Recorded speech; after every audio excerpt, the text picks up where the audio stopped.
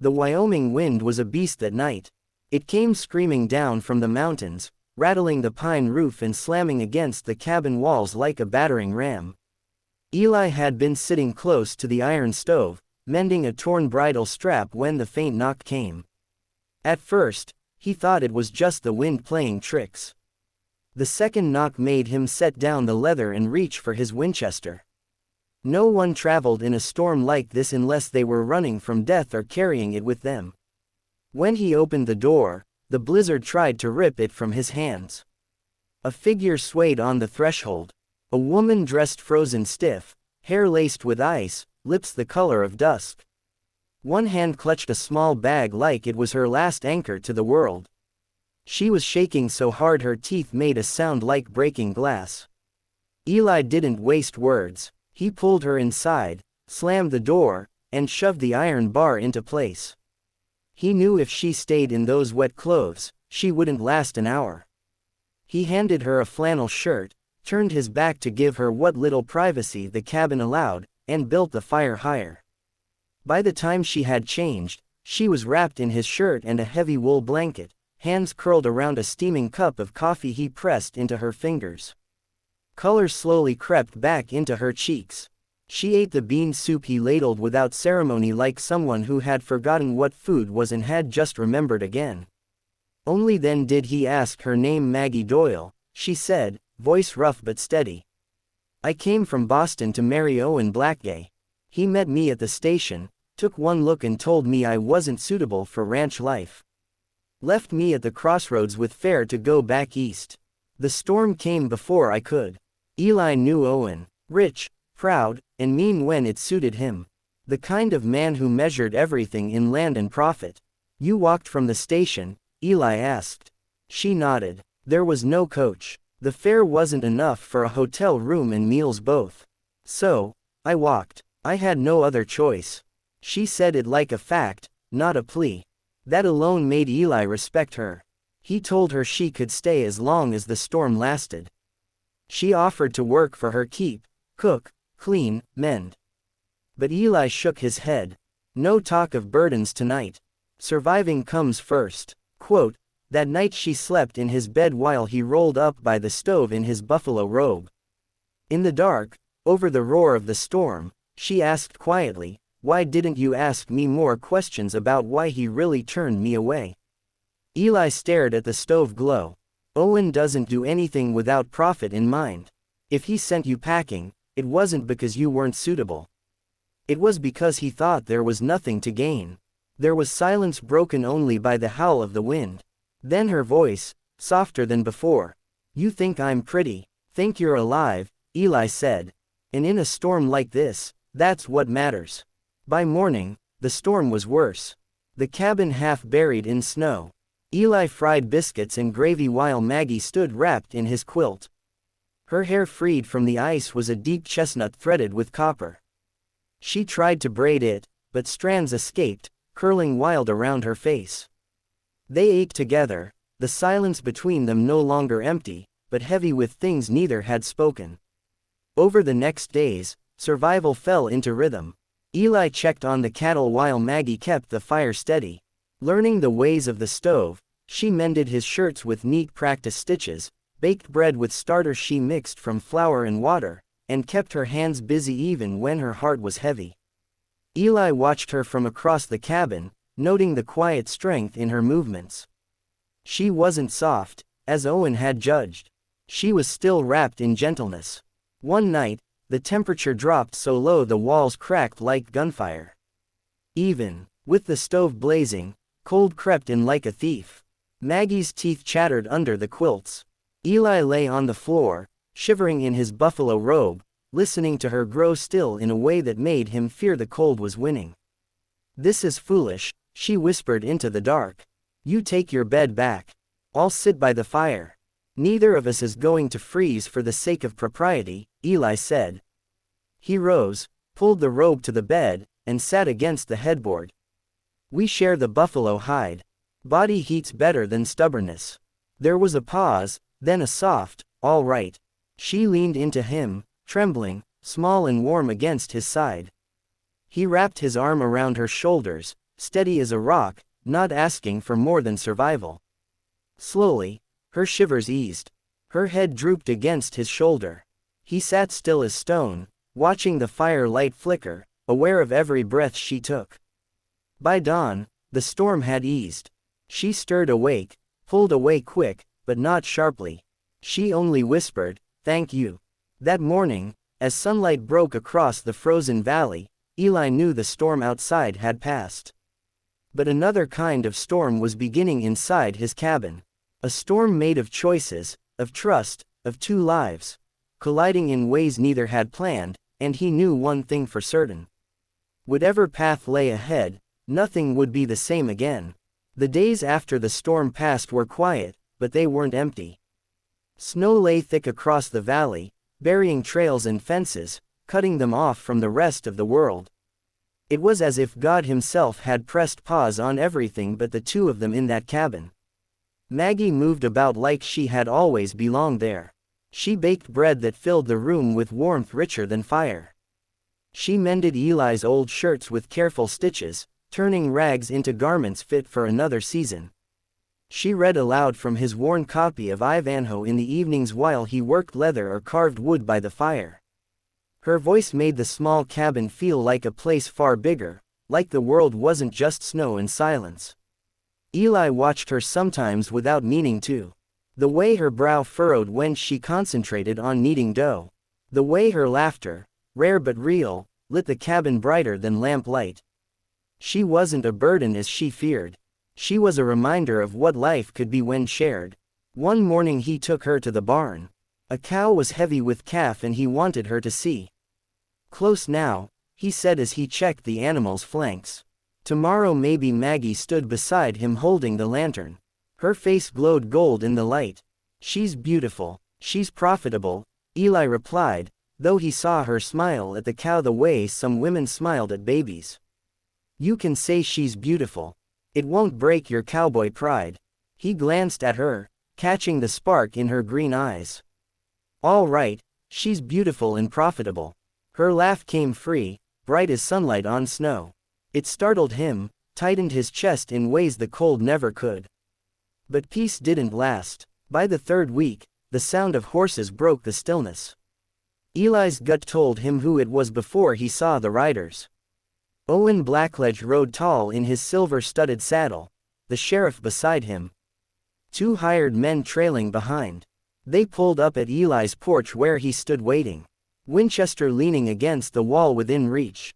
"Eli," Owen said, tipping his hat with mock politeness. "I hear you've been harboring stolen property." Eli's jaw tightened. "Nothing stolen here, only shelter given to someone about to die in a storm." Owen's eyes narrowed. "My bride. Brought her clear from Boston. Paid for her passage. That makes her mine." The cabin door opened. Then Maggie stepped out. Blue wool dress mended but neat, chin high, dignity wrapped around her like armor. "I am not property, Mr. Blackledge," she said. Her voice rang clear against the snow. "You abandoned me at the crossroads. You gave me this paper." She held out the letter he had signed. "Agreement terminated. No further obligation." The sheriff took it, read slowly, then looked up. "Seems legal enough, Owen. You ended it yourself." Owen's face went red. "She tricked me. Threatened scandal." "I never spoke a word of threat." Maggie cut in, her voice sharp as broken glass. "You decided I wasn't suitable. Those were your exact words." Owen's hired hand spat tobacco into the snow. "Woman remembers exact words. I'm educated, Mr. Coulter," Maggie said coldly.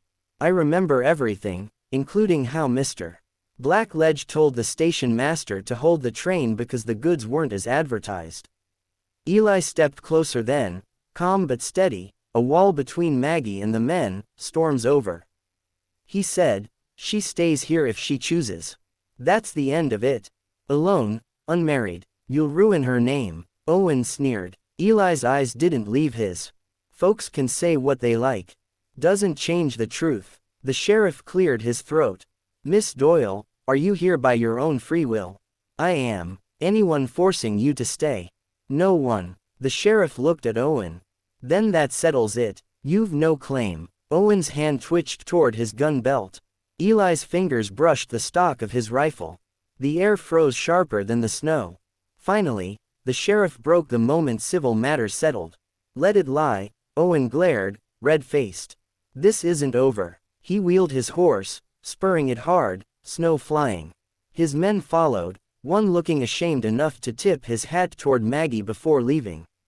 When they were gone, Eli let out a breath slow and heavy. Maggie was shaking now, though she hadn't in front of Owen. He poured her a cup of coffee with a splash of whiskey to steady her hands. He'll come back, she whispered. Let him, Eli said. Every time he does, he shows more folks who he really is.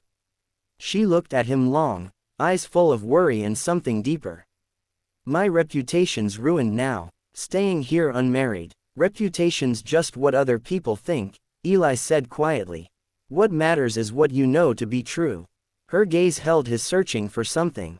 Why are you really helping me, Eli Mercer? He thought of his mother, who had built a life out of nothing but hard land and harder choices. He thought of the strength in Maggie's spine when she faced Owen. He thought of the sound of her laugh in the barn. Because you're not nothing, he said finally. And you deserve choices Owen would never give you. Maggie's eyes softened, though her chin stayed high. And if my choice is to stay, Eli didn't blink. Then you stay. As long as you want, as whatever you want to be. For the first time since she had come, her shoulders eased. She nodded once like she was setting her own jaw against the world. Then I'll stay outside, the snow whispered across the valley, carrying with it the promise of more storms to come. But inside, something stronger than storms was beginning to take root. Spring finally came to Sweetwater Valley, softening the drifts of snow into streams that filled the creeks and greened the grass. Life began again in the fields, but trouble, like weeds, had a way of growing alongside the good. Owen Blackidge did not forgive. His men cut Eli's fences. His cattle went missing in the night. A dead chicken was left on the porch as a warning. The message was clear. He wanted Maggie back under his power, or else he wanted her ruined. But Maggie was no longer the frightened woman who had stumbled into Eli's cabin in a storm. She asked him to teach her to shoot, and within days, she was knocking tin cans from the fence posts with a steady hand.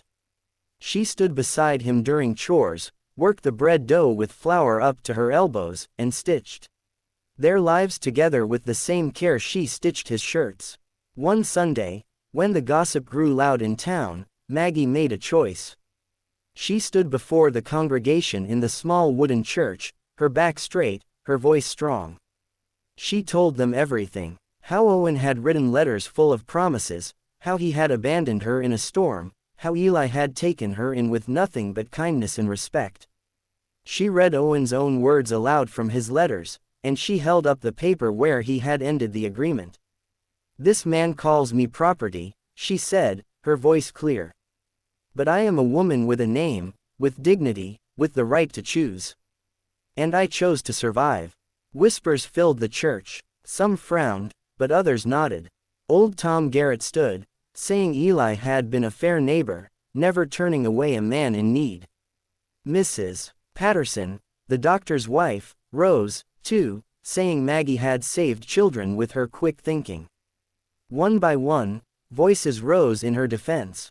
Owen left that day, his pride wounded, but his power cracked.